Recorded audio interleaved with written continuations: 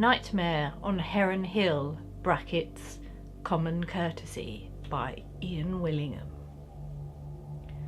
Screams were always loudest when heard in the confines of a squalid, damp, abandoned warehouse on the fringes of a Danish industrial estate.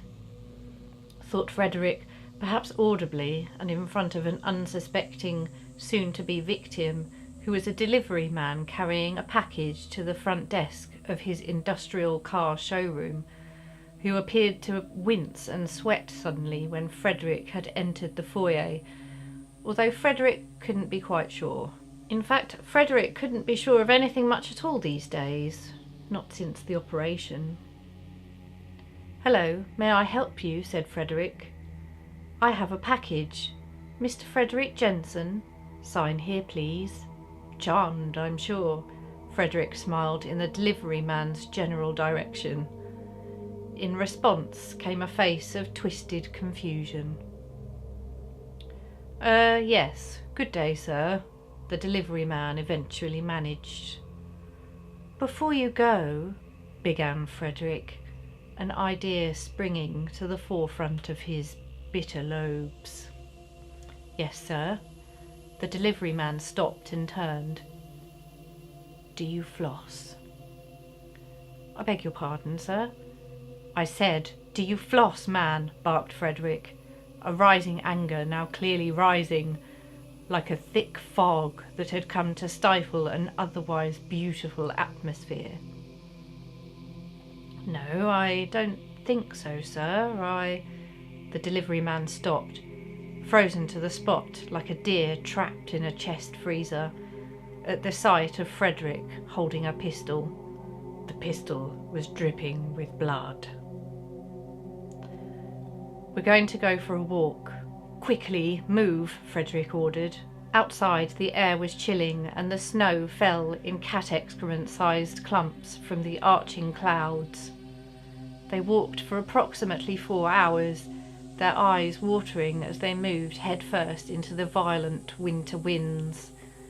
At one point Frederick held the delivery man's hand before thinking better of it and remembering he was a murderer, and this man looked nothing like his deceased son-in-law anyway. Eventually they arrived on Heron Hill. There was nothing remarkable about the hill. It was a hill like any other. Fat, ugly, full of grass and dog-sick. But it was his hill. It was where he did what he did best. "Why am I here?" said the delivery man pathetically. "Why is anyone anywhere?" said Frederick in reply. The delivery man's twisted face of confusion reappeared almost instantaneously. "I'm going to shoot you now," said Frederick, as he used his free hand to coolly pore through Facebook on his mobile phone. "But first, may I add you as a friend?" "What? On Facebook?" Yes? Okay, fine, whatever. I mean, what difference does it make, really? At this late stage, my email is dearmather78. Bang! The gun blew a hole right through the delivery man's brains. It was a shocking sight, not suitable for children. "Oh yes, found you. Dean, what a pretty picture. You're good looking, like on yogurt adverts." "I always Facebook friend my victims," he snarled. "It's only common courtesy." Frederick cackled wildly as Heron Hill filled with blood. Attack of the Office Werewolf by Gary Buller. I didn't believe in werewolves until that evening in July. Work was difficult and I was forced to do overtime on a particularly challenging job. My manager, Mr. Smith, was giving me grief about some figures. My bottom suitably roasted, he threw a spiteful comment my way as he left. "What's with the mugs, William?" he grimaced. "You've always got dirty mugs on your bloody desk, you idiot."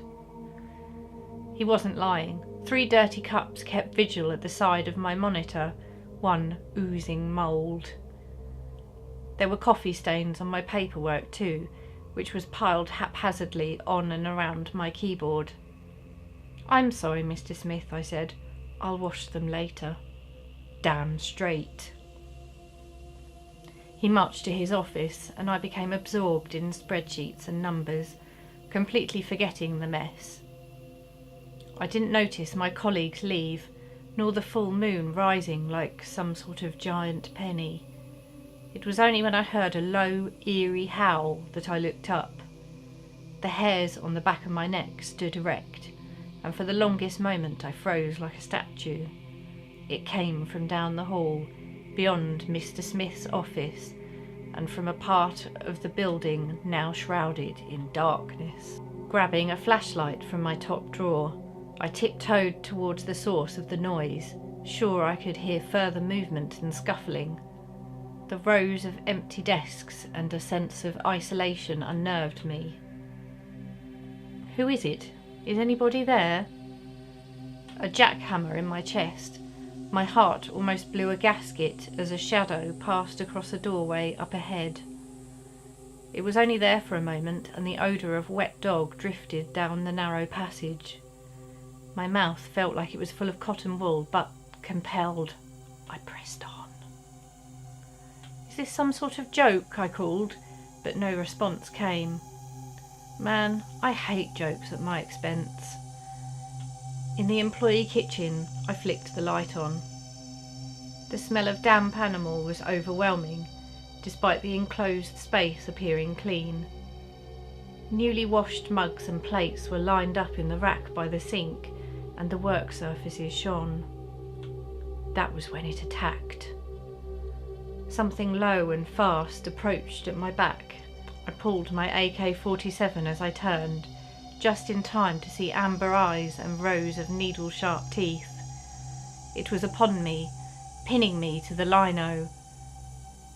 A tie dangled in my face, and greyish-brown fur was partially concealed behind the white rags of a torn shirt.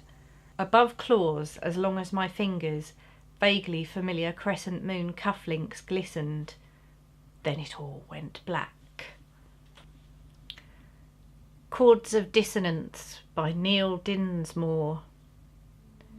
The darkness was dark, and the moon very bright. The two cancelled each other out to create an ambience neither dark nor light, but somewhere in the middle, which was handy because you could see where you were going and not trip up. Let me start over. The darkness was dark, and the moon was very moon-like. The two joined forces to forge an atmosphere quite frightful, somewhat like a dungeon full of skulls or a supermarket packed with elderly shoppers with no spatial awareness. In a clearing near the ruins of an old witch college, there gathered 3 emos. One had a mad haircut and endlessly flicked his fringe. Another sported a marginally more mad haircut that offended some nearby bats, and the third had the maddest haircut of them all, and therefore was obviously the leader. Flicking her own questionable fringe, the edgy lady of angst began the chant. She'd promised it would raise the dead witch who'd once honed her skills near that very spot, and if the legends were to be believed, also played a mean bass guitar too. Well, for the 1600s at any rate, they would call upon this dead mage and ask, politely, that she join their cause and thus help accomplish their most ultimate of emo goals, winning that year's Battle of the Bands and making their arch-rivals, Discus Pug, kiss their converse. In plot-furthering fashion, it worked brilliantly. The lyrics of Bullet for My Step-Uncle's Duck Pond Assignate Tears had served them well. They now had the powerful Mer Onyx in their band and wasted no time in updating their Facebook page with a suitably moody profile picture featuring the quartet beneath a totally gritty filter. The following Friday, the 13th, because why not, the much anticipated Battle of the Bands took place. Admittedly, Grieving Scorpion were actually on the Young Guns undercard and not the main actual competition, but hey, when you're only 15 and deeply angst-ridden, you can't expect the world. Even so, they rocked it. With Mert Onyx's ethereal ghost bass amp turned all the way up to 666, they brought black tears of super moody sorrow to the judge's eyes. Actually, their mascara was just running because the air conditioning had broken, but the point was it looked truly emotional. And for Grieving Scorpion, that was the whole point. Well, besides winning, of course. And win they did. After a soul-rending rendition of Cassandra's unopened wedding album's cult hit I Cut Therefore I Am, the judges delivered their decision and handed the glum quartet the coveted plastic trophy and strongly advised that they at least consider cheering up. But despite being crowned the undisputed kings and queens of emo three-chord progression, all was not well with Grieving Scorpion. Mert Onyx had finally realised that she had been used by 3 kids with sequentially worse haircuts, and she was not best pleased about it. Her initial clocking of their edgy haircuts had led her to falsely believe that these outsiders were fellow practitioners of the black arts, and not a bunch of musically obsessed teenagers with limitless hair dye and tears. Now reciting her favourite spell, she hexed the bejesus out of them and turned her bandmates into small, malformed pumpkins, which she proceeded to smash to smithereens with her bass guitar. It really was quite the rock and roll moment, if ever there was one. In due time, after she'd served 12 months for witchcraft, these were lenient times compared to the 1600s, and was acquitted on all counts of premeditated murder because she bribed a judge, Mert Onyx went on to have a successful solo career. After a string of #1 funk hits, a stint as a judge on Talent Factor Goes Pop, and an experimental phase as a film director, the old witch finally re-kicked the bucket, and thus the story ends, disappointingly and without much of a punchline or conclusion, because the author realised he'd long overshot his 500-word limit. My Awful Shift by Mike Pilgrim. This is based on true events that, totally happened, I swear to God. "Evening, Gum," I said, as I heard him walk through the shut screen, the door. He hates the name, but in the tooth department, earthworms have him beat, so everyone calls him Gum, even his ma.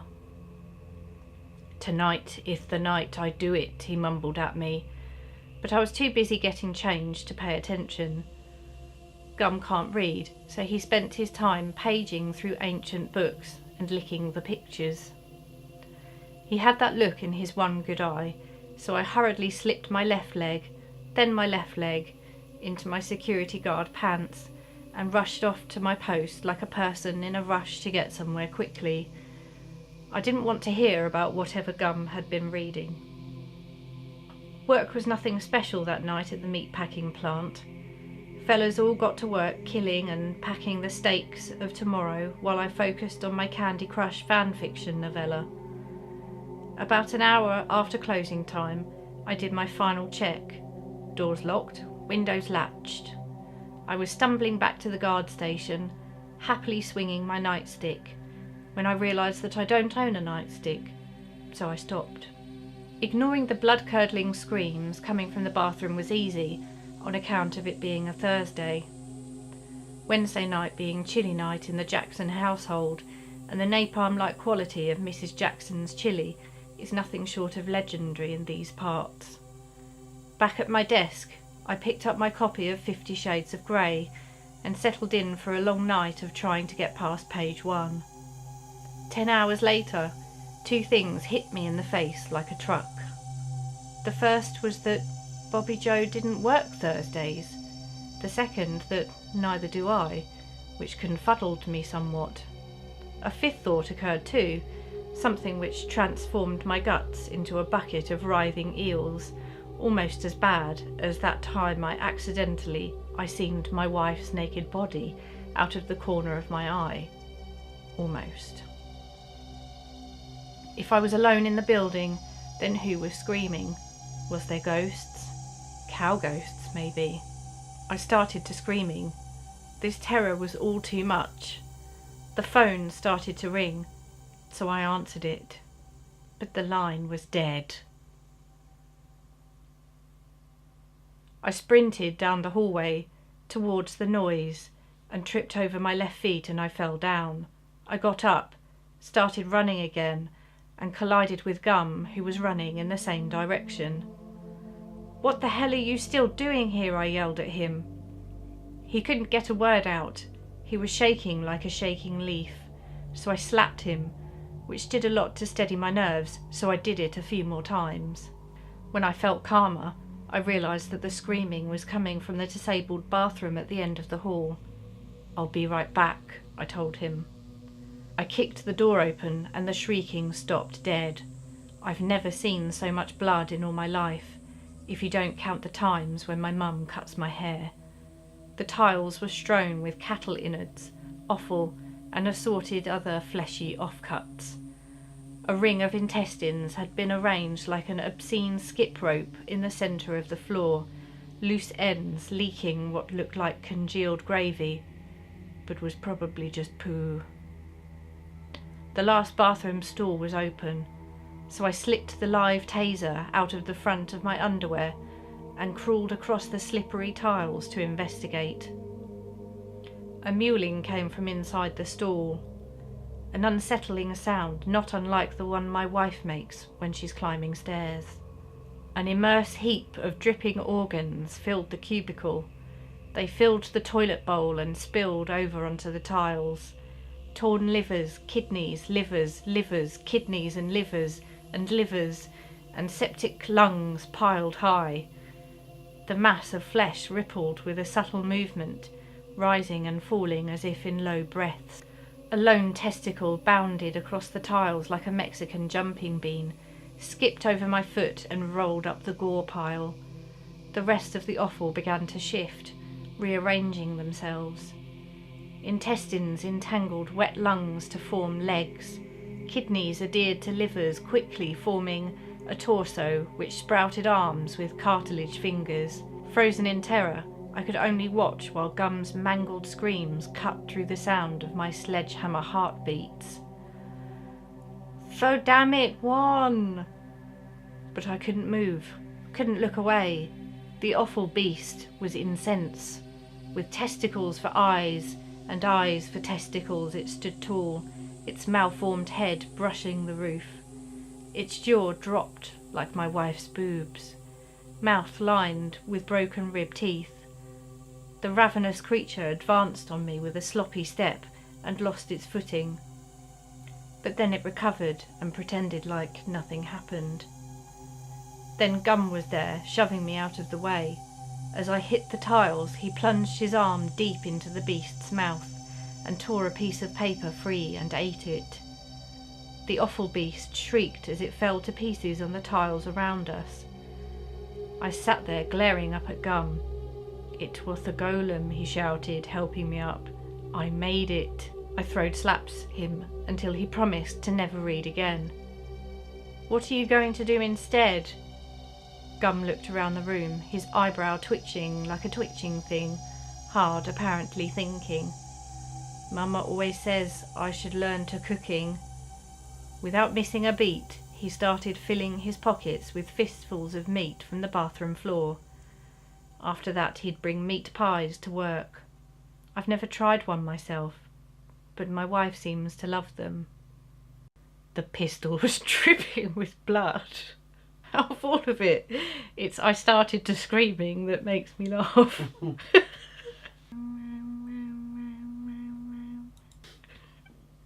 That was hilarious.